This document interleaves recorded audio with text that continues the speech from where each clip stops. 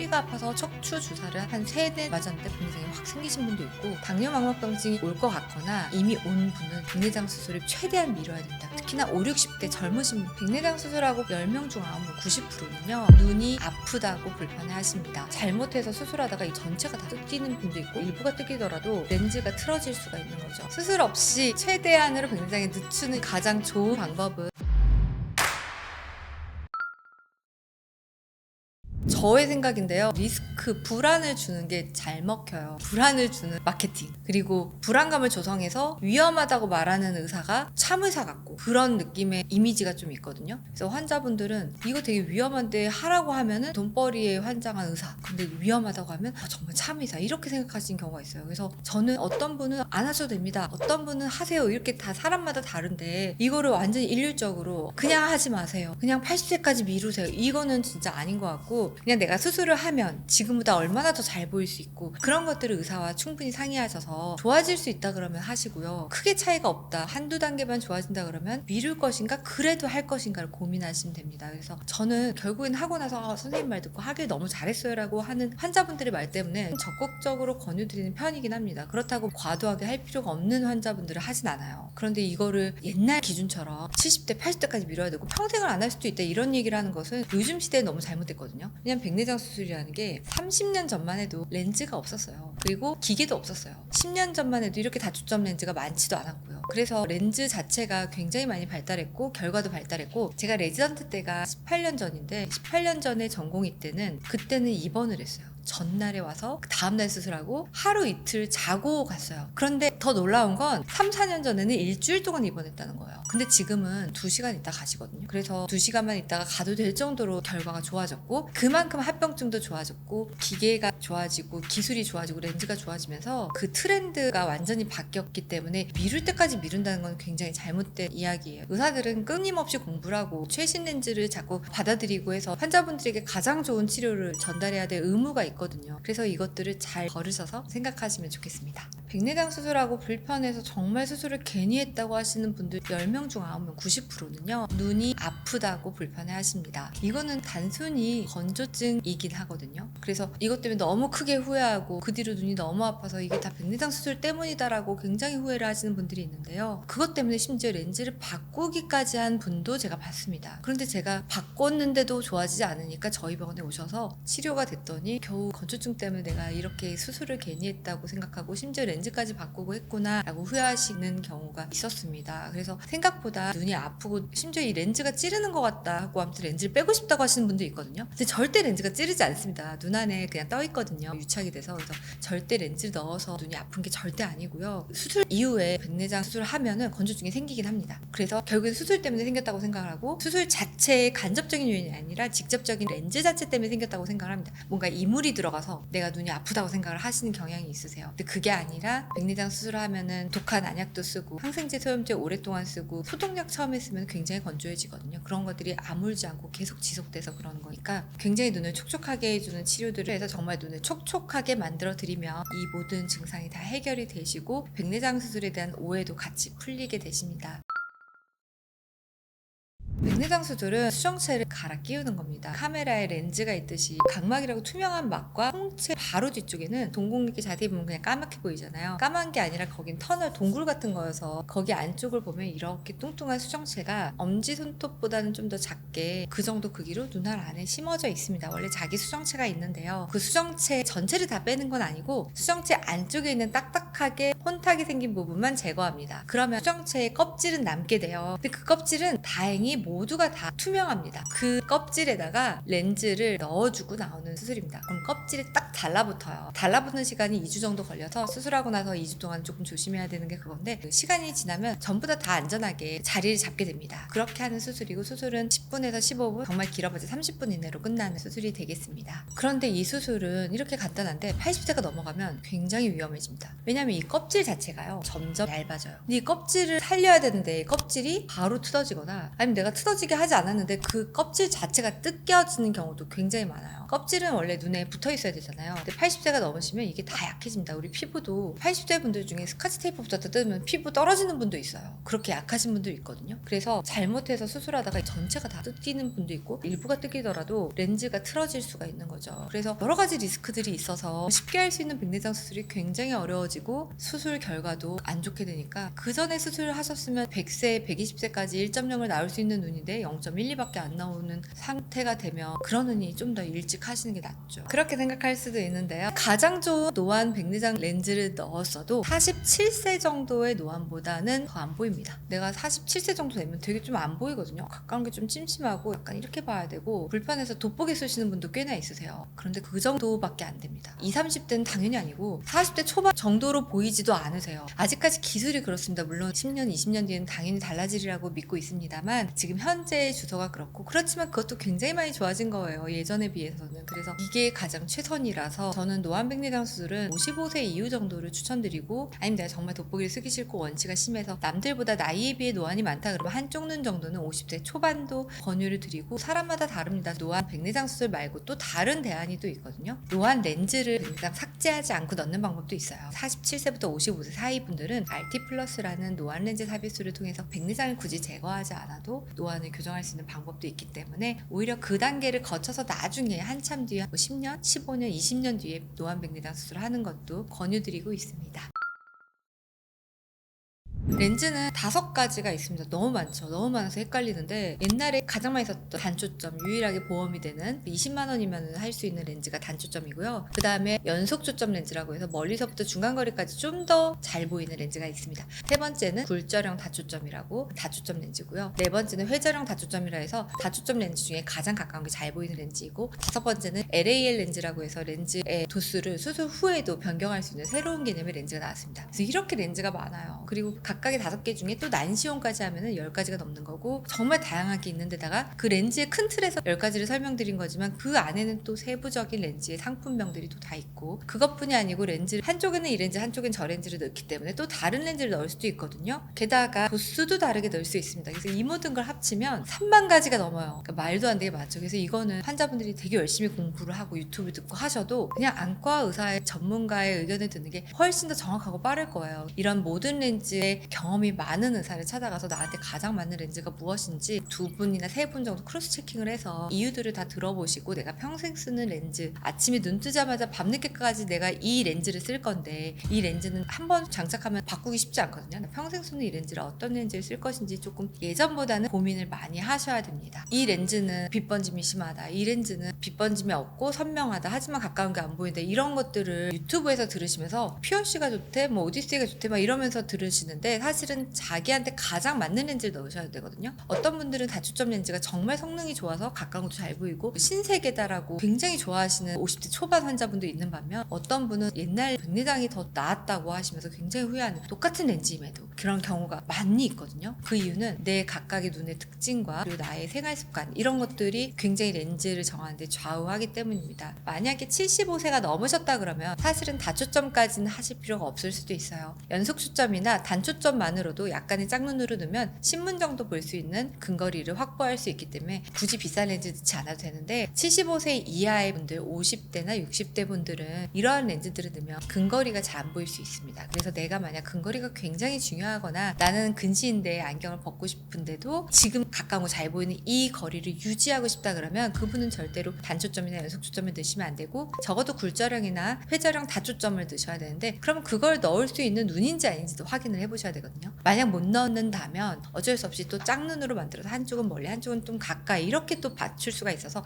굉장히 다양한 경우의 수를 생각하실 수 있고 의사분들조차도 공부를 많이 하고 경험을 많이 쌓아야지만 선택할 수 있는 부분이라 의사마다 당연히 의견이 다르고요. 이걸 환자분이 공부하려면 쉽지가 않아서 전문가의 의견을 도움을 받으시는 게 좋겠습니다. 단가는 렌즈마다 천차만별이에요. 실제 렌즈의 단가가 저렴한 단초점 같은 경우는 몇만 원에 해당돼요. 10만 원 이내인 경우도 있습니다. 단초점 난시부터 어떤 비보험이니까 가격이 100만 원 이상으로 확 올라가게 됩니다. 실제 렌즈도 단초점보다 더 비싸게 되거든요. 그래서 단초점에 비해서 다초점 렌즈 중에 가장 좋은 것은 거의 15배까지 비싼 경우가 있습니다. 실제로 그렇게 비싸기 때문에 수술 비용도 더 올라가게 되고, 그리고 수술의 난이도도 이 환자분이 간단하게 수술을 하는 게 아니라 난시축이나 눈의 상태도 정확하게 맞춰줘야 되기 때문에 기계도 다르고 수술의 난이도도 더 올라가게 되고, 수술하고 만약에 이 렌즈가 맞지 않는 경우도 있어요. 왜냐면 성능이 좋을수록 리스크도 더 크거든요. 성능이 좋은데 만약에 환자분한테 그 성능을 못 낸다 그러면은 돈만 버리는 거잖아요. 그리고 오히려 피해가 주는 경우에는 또 렌즈를 바꿔야 될 수도 있고, 이런 여러 가지 것들이 단초점에 비해서는 좀 더 있을 수 있어서 이런 것들이 다 아마 포함된 가격이라 가격이 더 비싸질 수 있습니다. 그래서 어떤 곳에서는 뭐 500만 원에서 600만 원까지도 가격이 올라가는 경우도 있겠습니다. 특히나 다초점 렌즈는 멀리만 잘 보이는 게 아니고 멀리, 중간거리, 가까운 걸 같이 잘 봐야 됩니다. 그래서 다초점 안경을 처음 끼셨을 때 적응하시기 어려웠던 거 기억나시나요? 여러분들 중에 다초점 안경을 처음 맞춰보시면 끝까지 적응 못하시는 분도 꽤나 있습니다. 그렇게 되면 안 되죠. 렌즈는 삽입한 거니까 뺄 수가 없잖아요. 그래서 그렇게 되지 않게 처음에 스크리닝 선별을 굉장히 잘해야 되고, 스크리닝을 하더라도 결국엔 적응 기간이 긴 분도 있고 짧은 분이 있습니다. 그거는 나이 때문에도 있을 수 있고요, 눈 상태 때문에도 있을 수 있는데, 머릿속에서 인지해서 그거를 포토샵으로 선명하게 그려나가는 과정이 최소 6개월에서 길면 2년 3년까지도 갈 수가 있습니다. 그런데 최소 6개월에서 2년 3년 동안의 부분 때문에 환자분들이 좀 힘들어하시는 분들도 있는데, 그걸 적응을 잘 하시면 정말 어떠한 렌즈보다도 성능이 좋은 누릴 수가 있으신 거죠. 근데 이게 만약에 2년 넘어갈 것 같다 그러면 사실 그분은 넣으시면 안 되는 분이신 거죠. 다초점 렌즈를 선택할 때는 내가 다초점 렌즈를 넣는 눈이 맞을까, 각막과 망막에 정말 질환이 하나도 없고 난시도 부정 난시라고 해서 불규칙한 난시가 전혀 없는지도 확인하고, 그 스크리닝을 다 통과하신 분에 한해서만 넣으셔야지 효과가 좋고 적응도 빨리 할 수 있겠습니다.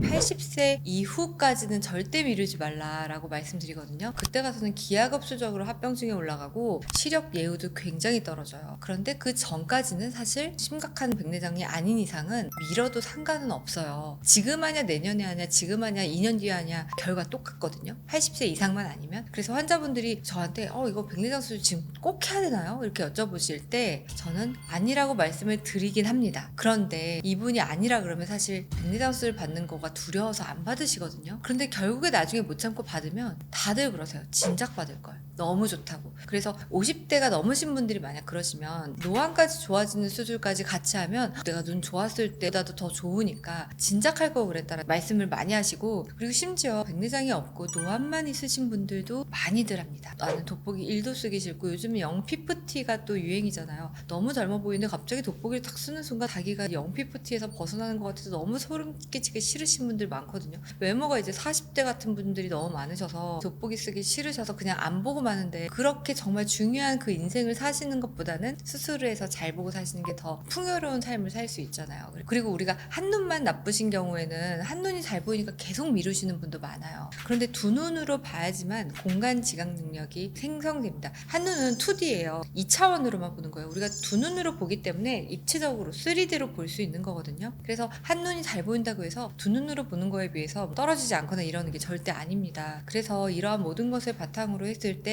내가 수술을 하는 게 더 이득일지 아니면 수술을 해봤자 크게 도움이 안 될지를 여쭤보셨으면 좋겠어요. 그래서 하면 훨씬 좋다라는 말씀을 듣는다면 그냥 미루지 마시고 수술을 하셨으면 좋겠습니다. 부모님 세대에서는 오히려 백내장 수술을 안 하시고 돌아가신 분들이 많이 있었어요. 그런데 80세가 넘어서까지 사시면 진짜 오래 사셨다. 옛날에는 60세까지만 살아도 다 산 거였는데 이런 말씀들을 하셨거든요. 실제로 40, 50년 전에는 80세까지 사신 분들은 정말 장수하시는 분들인데, 요즘은 장례식장에 가도 81세, 2세에 돌아가셨다 그러면 조금 되게 아쉽고 너무 빨리 돌아가신 것 같고, 적어도 10년은 90세까지는 사셔야지 그래도 이 정도까지 살았다라고 말씀하시는 세대들이거든요. 그래서 절대 오래오래 사신 게 아니기 때문에 백내장 수술을 결국에는 해야 되는 경우가 굉장히 많죠. 100세 시대 때는 80세 넘어서까지 제가 절대 미루지 말라고 했는데, 여러분들 중에서도 내 백내장을 걱정하면서도 실제 부모님 80세 넘으신 분들이 백내장 수술 안 하신 분들도 되게 많으실 거예요. 꼭 정말 데리고 오셨으면 좋겠는 게, 나중에 정말 아예 안 보여서 오시거든요. 저는 97세인데 갑자기 너무 안 보여서 혼자 밥을 차려 먹는 게 안 돼서 오신 분을 봤어요. 근데 이분이 저한테 오기 전에 다른 병원 5군데를 돌고 다 안 된다고 하고 저한테 오신 거죠. 근데 수술을 받기가 되게 어려워요. 그 이유는 수술 결과가 굉장히 나빠요.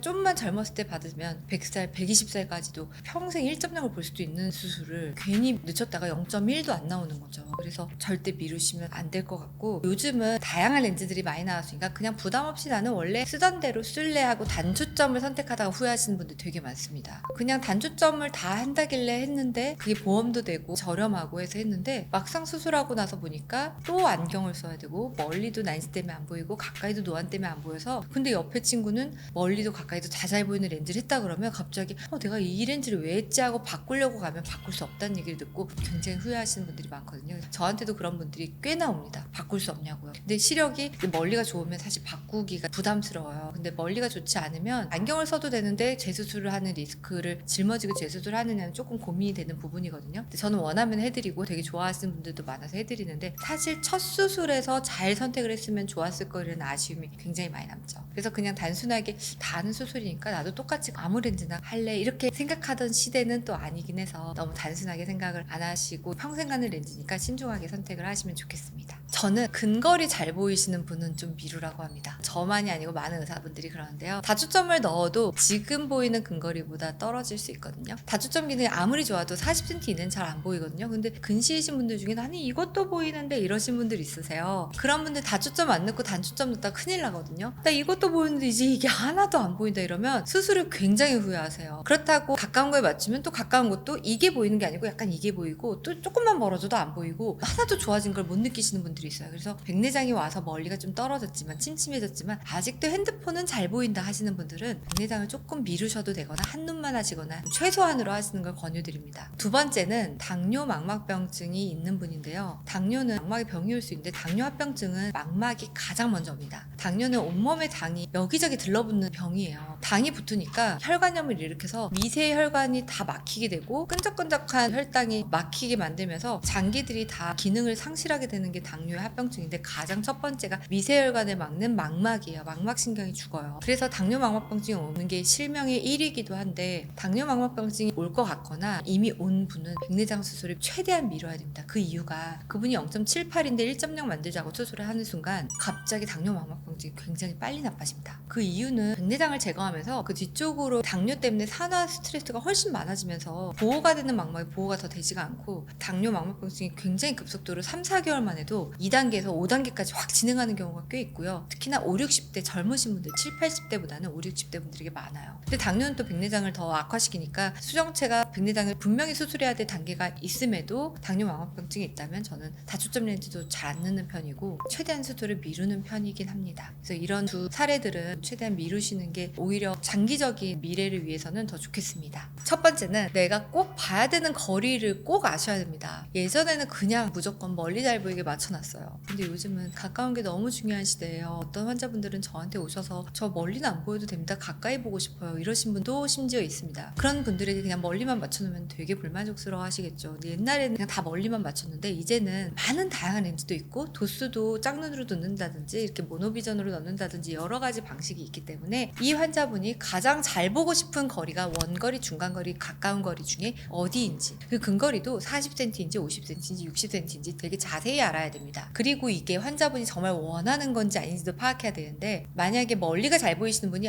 나는 가까운 거 잘 보이는 게 너무 소원이에요. 노안이 너무 불편했어요 하고 가까운 거 보게 해주세요 하고 해놨는데 수술하고 나서 가까운 건 보이는데 멀리가 수술 전만큼 안 보이면 되게 불만족스러워 하시거든요. 그래서 지금 내가 잘 보는 것도 다 사라진다 생각을 하고 그 상태에서 내가 잘 보고 싶은 거리가 어디인지를 생각하셔야 됩니다. 그래서 만약에 잘 보고 싶은 거리가 근거리다 그러면 그럼 원거리나 중간거리는 안 보여도 되나요? 를 스스로 질문하셔야 돼요. 그리고 두 번째는 내 눈에 난시가 있는지 없는지인데요. 난시가 있으면 사실 난시용 렌즈를 넣는 게 100이면 100 좋습니다. 일본은 난시용 렌즈가 보험이 돼서 전부 다 난시용 렌즈를 넣으세요. 근데 우리나라는 보험이 안 되니까 난시용 렌즈를 안 넣으시는 분들이 많거든요. 비용이 한 3배, 4배로 올라가게 되기 때문에 20만 원이 100만 원, 150만 원으로 올라가니까 좀 넣기가 쉽지가 않는다고 생각하죠. 근데 난시를 교정하면 훨씬 더 선명하게 볼 수 있는 분들이 꽤나 있습니다. 난시가 2디옵터 이상이거다 그러면 난시용 렌즈를 넣는 걸 권유드리고, 단초점 난시용 렌즈나 연속초점 난시용 렌즈나 가격이 거의 똑같아요. 그래서 그럴 바엔 연속초점 난시용 렌즈 넣는 것을 고려하시는 것도 좋아서, 내 눈에 난시가 2디옵터 이상 있으면 그런 눈에는 단초점을 넣으면 멀리도 가까이도 애매하게 안 보이니까 난시를 제거하는 게 좋으신지 한번 판단해 보시는 게 좋겠습니다. 세 번째는 내가 오로지 백내장만 있는 건지 있는지, 아니면 각막의 부정난시나 망막 시신경 괜찮은지를 꼭 아셔야 됩니다. 백내장 수술을 정할 때에는 결과가 그 모든 눈의 상태에 따라 결정이 되거든요. 그래서 수술을 했는데도 시력이 안 나오는 경우에는 망막이 안 좋거나 시신경이 안 좋거나 이런 경우가 있을 수 있고, 그런 분들에게 아주 성능이 좋은 렌즈를 넣어봤자 결과가 안 좋기 때문에 내 눈의 상태를 정확하게 알아야지 나한테 가장 잘 맞는 렌즈를 선택할 수 있습니다. 그래서 각막 앞에서부터 망막 시신경까지, 심지어 비문증은 없는지, 그리고 내 눈에 동공이 작은지 큰지, 정말 여러 가지까지 다 확인하고 수술을 하셔야 되는데, 이런 것들을 안과에 오면 다 검사를 하시긴 하거든요. 그래서 그런 것들을 다 숙지하고 설명을 들으시고 이 눈에 맞는 렌즈들을 선택하시는 것이 좋겠습니다. 백내장은 정말 예방하고 싶죠. 평생 안 오고 싶고, 정말 평생 한 번 수술도 안 하신 분들이 이 백내장 수술하면서 나는 일생에 평생 수술 안 했는데 이 백내장 수술을 하네요. 이것까지도 피하고 싶은데, 이러시는 분들이 많이 있어요. 사실 피할 수가 없지만 그래도 늦추고 싶죠. 내 눈으로 잘 보았으면 좋겠고요. 할 수 있는 가장 좋은 방법은 우리 몸 자체가 건강한 게 그대로 가는 거거든요. 너무 단순한 얘기지만 그게 진짜입니다. 그래서 우리 몸 자체가 운동을 열심히 하고 건강하면 실제로 수정체가 안 늙어요. 몸이 안 늙는 것처럼 수정체도 안 늙어요. 그래서 저속노화 요즘 유행하잖아요. 뭐 1인 1식을 하거나 혈당 스파이크를 낮추거나 몸에 해로운 과당 음료를 피하거나, 이런 것들이 밥을 먹고 나서 30분 정도는 산책을 하시고 해서 결국에 당을 좀 낮추는 방향으로 가고 근력을 키우고 하는 것들이 그대로 몸에 좋습니다. 햇볕을 피하면 피부도 좋아지지만 눈도 영향을 미쳐요. 그래서 햇볕을 너무 많이 받으면 안 좋으니까 야외 활동하실 때 선글라스 끼시거나 모자 쓰시거나 하면서 백내장을 좀 늦출 수 있고요. 눈 비비지 않는 것도 굉장히 중요합니다. 비비는 게 너무 심한 아토피 환자분들은 백내장이 굉장히 빨리 오세요. 그리고 약물에 의한 백내장도 빨리 진행하는데, 스테로이드 남용하시는 분들 백내장 빨리 옵니다. 근데 스테로이드가 피부 연고만으로도 백내장 빨리 오신 분도 있어요. 아니면 건강식품 중에 그런 것들이 좀 섞여 있는 것들도 있습니다. 그리고 정말 황당하게 허리가 아파서 척추 주사를 한 3-4 맞았는데 백내장이 확 생기신 분도 있고, 그런 여러 가지 보고들이 있어서 스테로이드에 관련된 백내장은 딱 보면 의사들이 알거든요. 이거는 약물에 의한 백내장 형태이다라고 해서 후나가운탁이 딱 옵니다. 그래서 그 형태를 보면 이게 스테로이드 때문이고 거슬러서 뭐 때문인지 알 수가 있어서 약물 부작용도 좀 조심해야 되겠습니다. 수술 없이 최대한으로 백내장에 늦추는 영양제 2가지는 있거든요. 비타민C고요. 하나는 글루타치온인데요. 저는 이 비타민C와 글루타치온을 다른 영양제는 안 먹는데 꼭 먹습니다. 저는 정말 이걸 잘 챙겨 먹고, 비타민C는 그럼 뭘 먹어야 되고 메가 비타민을 먹어야 되는지 뭐 이런 거 많이 여쭤보는데요. 그게 더 백내장 예방에 좋다는 논문은 없어요. 그건 증명이 안 됐고, 그 대신 비타민C는 5시간만 지나면 분해돼서 없어집니다. 그러니까 자주 드시는 게 좋아요. 하루에 3번씩 그냥 꼬박꼬박 자주 빈도수를 좀 늘려서 드시는 게 좋겠고요. 글루타치온은 사실 우리 몸에서 합성이 되는 단백질이어서 먹으면 다 분해가 됩니다. 글루타치온 원래 배국 주사로 유명한 주사제로 글루타치온을 농도를 올려야 되는데, 주사는 너무 맞기가 번거롭고 쉽지가 않잖아요. 그래서 글루타치온이 좋다는 이야기가 너무 많으니까 흡수율을 굉장히 높인 약들이 많이 나와 있어요. 리포솜에 쌓여 있어서 내려갈 때까지 분해가 되지 않고 딱 흡수가 될 수 있게 만드는 글루타치온도 있고 합니다. 그런 글루타치온 먹거나, 아니면 글루타치온 합성을 유발하는 게 운동, 잠을 잘 주무신다든지 이런 것들이 글루타치온 합성을 굉장히 유도하기 때문에, 이런 것들도 글루타치온 농도를 높이는 방법이 되겠습니다.